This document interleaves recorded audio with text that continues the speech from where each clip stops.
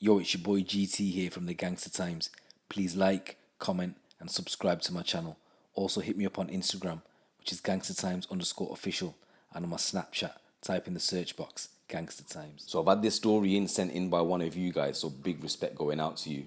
And it's been believed that the Kinahans are to have up to £500 million worth of frozen assets handed back to them by a Spanish court after the collapse of the money laundering case against them. In what marks an almost total victory, property, cars and bank accounts impounded following the 2010 Operation Shovel raids will now be released to them once more. And the chief prosecutor was forced to drop the plans to put them on trial for money laundering, and he has spoken of his disappointments over the case. Julio Martinez Carrozo, head of the prosecution for the Marbella area of Spain's Costa del Sol, predicted in March 2016 the cartel and leading members would see the inside of the courtroom in a few months after some loose ends were tied up. However, a fortnight ago, it was emerged that none of the 31 suspects arrested in high-profile police raids in May 2010 would be tried for money laundering or criminal association. And check this out, the only thing that they had enough evidence for was for passport fraud. So Mr. Carrozo admitted, "I feel disappointed by the length of time the response to the matter of this kind has taken.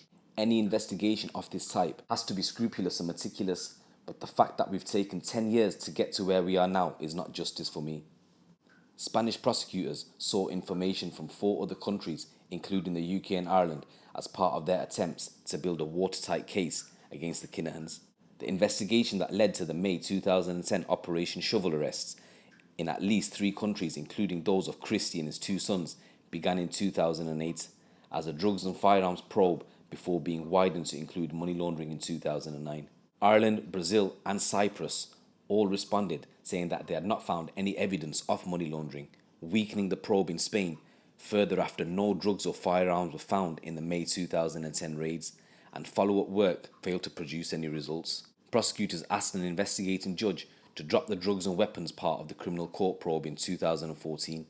The same year, Ireland and Brazil answered their commissions for some years after the formal requests for information were first sent from Spain. Spanish prosecutors are yet to receive information from relevant UK authorities they first requested via a rogatory commission nearly 11 years ago in December 2009. So the failure to get answers from the UK resulted in the investigating judge's recent decision to wind up his money laundering probe against Operation Shovel suspects and lift the threat of trial in person hanging over most of them. So legal sources said Costa del Sol prosecutors had sought information linked to arrests in Britain after the seizure of firearms in an operation there which was called Operation Zoo. They wanted to see if they could relate any of the people under investigation in the UK for weapons trafficking with the Kinahans. But instead of receiving the statement they requested, they were met with years of frustration as it emerged UK officials did not provide any evidence at all. It's been stated that the formal requests were reiterated 4 times over 7 years, but never yielded any documents that the Spanish wanted. Prosecutors have ended up abandoning plans to put Operation Shovel suspects on trial for money laundering after a failed attempt to get information from Britain. The last attempt to get information was sent in May 2018, stressing the Spanish probe was no longer a weapons trafficking investigation. Mr. Carrozo said, "When I spoke about loose ends being tied up in 2016, that's because I was still hopeful of a positive UK response, since the fact we weren't investigating the same type of crime removed any double jeopardy risk. Rogatory commission sent to the UK was the most important one for me.